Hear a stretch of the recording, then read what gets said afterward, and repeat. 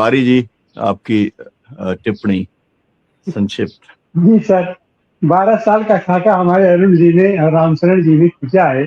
आर्थिक मुद्दों पर, राजनीतिक मुद्दों पर, सामाजिक मुद्दों पर, शैक्षिक मुद्दों पर, स्वास्थ्य मुद्दे पर। इस पर तो स्थिति स्पष्ट है। एक बड़ा महत्वपूर्ण मुद्दा और सामने आता है, विदेश नीति। दुनिया से हमारे कैसे संबंध है? वो देश जो दुनिया का नेता हुआ करता था, विश्वगुरु हुआ करता था और यहाँ से आवाज उठती थी तो पूरी दुनिया में हम शांति का संदेश देते थे। उसमें हमारे मोदी जी ने पूरे दुनिया का भ्रमण किया। 88, 89, 90 या सैकड़ों देशों की इनकी यात्रा हो गई। लेकिन उसमें से मिला क्या? उसमें मिला ये कि जब टेस्ट की बारी आई, एक तो हल्का सा नौटंकी खेले ऑपरेशन सिंदूर, तो इनके साथ एक भी आदमी खड़ा नहीं, नॉट अ सिंगल स्टेट, कोई भी राज्य इनके साथ खड़ा नहीं था। और सबसे दुखद स्थिति तो यह है कि जो भारत दुनिया का सरताज हुआ करता था, जब हम दो ध्रुवों में हमारी ये पूरी दुनिया बटी हुई थी, उसमें दोनों ध्रुवों को हम बैलेंस करने के लिए नॉन अलाइनमेंट 147 देशों के हम नेता हुआ करते थे। और आज की तारीख में हम अमेरिका और इजराइल के लटकन बन के रह गए हैं, लटकन बन के हम रह गए हैं। ये हमारी स्थिति हो गई है। तो घरेलू नीति पर, इस पर सब तो छोड़ दीजिए, दुनिया की निगाहें इस समय बंद छिड़ा हुआ है दुनिया में। और दुनिया के जो भी हमारे परंपरागत मित्र थे, जो हमारे टेस्टेड मित्र थे, हमने उनको छोड़ दिया, हमने उनकी तिलांजलि दे दी। और आज हम ऐसे दो देशों के पीछे लटके हैं जो विशुद्ध रूप से हमारा उपयोग करते हैं, हमारा उपभोग करते हैं, हमारे देश की जनता का के अस्तित्व को नकारते रहते हैं और उसके साथ होकर रहे। और उसमें सबसे बड़ी बात कि जो अब तक नहीं हुआ है स्वाधीन भारत में, हमने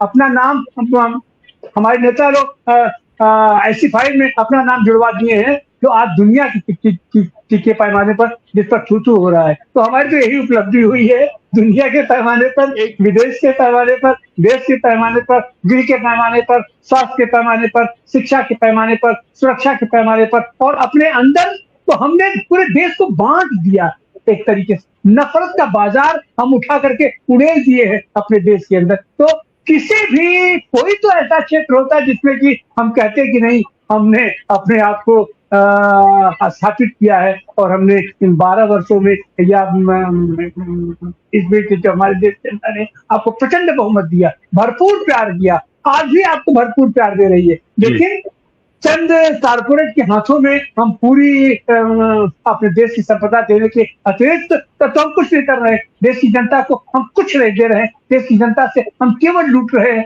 केवल लूट रहे हैं। और अर्थ तो हम लूटे रहे, अपने देश की जनता की अस्मिता को भी हम पूरा दाव पर हम लगा चुके हैं। तो ऐसी हालत में हम ये कुछ लोग भले ही अपनी पीठ थपथपा ले, ढोल अपना ताशे बजा ले कि हमने नेहरू को बीट कर दिया, कंप्लीट कर दिया। लेकिन सच ये है कि आपने केवल और केवल देश की संपदा को, देश के अस्तित्व को आपने गिरवी रखा है। आपने उसके साथ मजाक किया है, खिलवाड़ किया है, ये मजाक बना के रख दिया है पूरे देश को।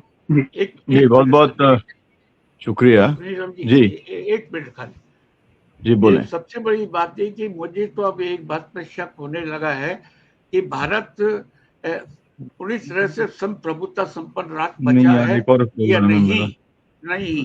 क्योंकि जब ट्रंप ने ये डिक्लेयर कराता है कि आप पेट्रोल वेनेजुएला से लेंगे, हमसे लेंगे, रूस से और ईरान से नहीं लेंगे सस्ते दो पर, हमारे से महंगे लेंगे, वो हमको डिक्टेट कराते हैं। वो डिक्टेट कर रहा है कि हमने भारत पाक युद्ध कराया रोका 70-80 बार का, और मोदी जी आपने एक बार भी इस बात का खंडन नहीं किया। तो फिर मुझे शक होता है अपने आप पर कि क्या मैं एक संप्रभुता संपन्न राष्ट्र का एक सचेत नागरिक हूं या नहीं। ये एक नव उपनिवेशवाद की शुरुआत है जिसमें इकोनॉमिक कॉलोनियलिज्म, इकोनॉमिक इंपीरियलिज्म तेजी से कम साउथ एशिया के देशों में तो तेजी से आ गया है। इसको रोकने की जरूरत है। तो मोदी जी इस चीज को आप समझते नहीं समझते, पॉलिटिकल इकोनॉमी को समझते हैं या नहीं समझते, प्लीज समझिए। खाली शिवाजी का नाम और महाराणा प्रताप का नाम लेने से काम नहीं चलने वाला है, हिंदू का नाम नहीं चलने वाला, दुनिया में कहीं नहीं चला है धर्म के नाम पर।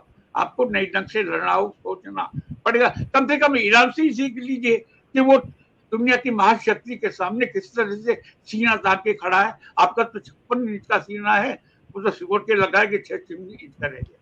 यस जी, बहुत बहुत शुक्रिया। उन्होंने एंटायर पॉलिटिकल साइंस में किया है सर, तो आप जो कह रहे हैं वो सब पढ़ा हुआ है, उनके पास में डिग्री भी है, तो इसलिए जो है हम लोगों ने जो पूरी चर्चा की है उस चर्चा से बात साफ हो गई है कि एक किस्म की पॉलिसी पैरालिसिस और जो किसान मजदूर और गरीबों और आदिवासियों के विरोधी जो नीतियां अपनाने का काम इस सरकार ने किया है, और हर मोर्चे के ऊपर ये सरकार विफल है। और इसीलिए हम लोगों ने जो विफलताओं के 12 वर्ष जो तय किया था, उसी के तथ्य और तर्क हमने आपके सामने पेश करने का काम किया। दर्शकों से अपील की वजह से शेयर करें ताकि ये मुद्दे लोगों तक पहुंचे, क्योंकि फाइनली तो जो जनता है वही तय करती है। और आज भी देश की जनता 37% और कुछ जगह पे 40% तक ही वोट देती है। 60% लोग आज भी वोट देने वाले वोट कटने के बाद आज भी मोदी जी के विरोध में, भाजपा और एनडीए के विरोध में वोट करते हैं। बहुत शुक्रिया, बहुत धन्यवाद माननीय प्रोफेसर अरुण कुमार जी और माननीय रामशरण जोशी जी, डॉक्टर आनंद प्रकाश तिवारी जी। बहुत शुक्रिया, बहुत धन्यवाद।